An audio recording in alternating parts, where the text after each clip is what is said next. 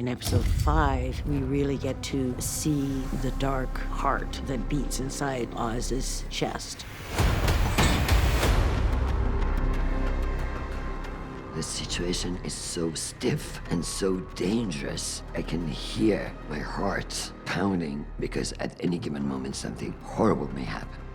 I'm getting my son back, but on the other hand, Nadi already knows that this is what I was afraid of. This is the end. Oz stands there and watches with morbid fascination. That's a part of him that we haven't really seen.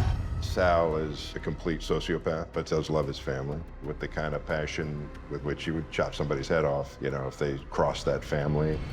I am offering you an alliance. We kill Oz, and then we take over the city.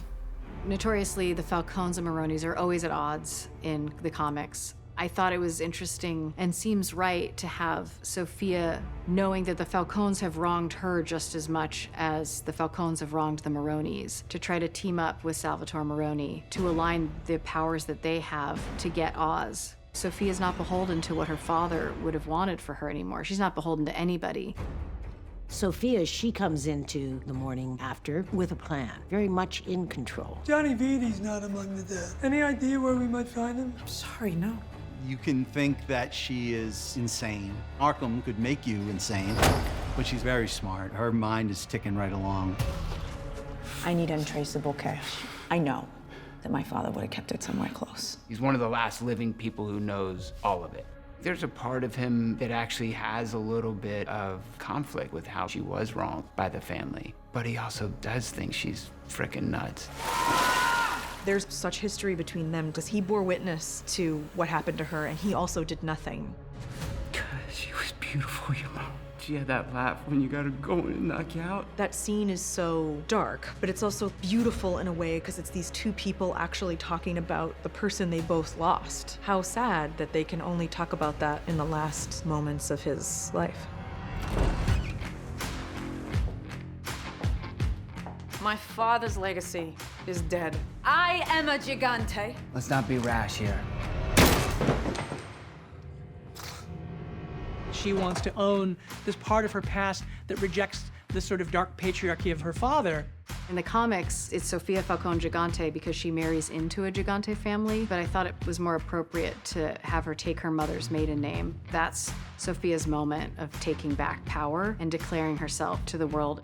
That's such an excellent last twist of the knife into her father's legacy, to be like, your legacy ends with you, and I'm going to actually honor my mother, and this is going to be a matriarchal mob family. It's her world, and we're living in it. I think she should have probably kept me around a little longer. I could have been helpful. but at the same time, it's like, could she really trust him? Cinematically, we did use tracks and dollies and Steadicam as opposed to handheld because she is in control at this moment. Meanwhile, in the unpredictability of Oz, we're in this handheld, gritty kind of world. We're chasing him. We're trying to catch up to what's going on. Look, I got a lot of heat on me. I need you to get my ma out of there. He has killed Taj and Nadia. That's a real screw-up by Oz. He's afraid Sophia's gonna find out about his mother and use her against him. That is his big Achilles heel. Crown Point is a place where Victor grew up that he doesn't want to go back to. It brings about painful memories. Crown Point is the worst impacted by the flood. So not only do they get the most water, do they get the most damage, but they are also the lowest economic area of Gotham and the most neglected after the flood.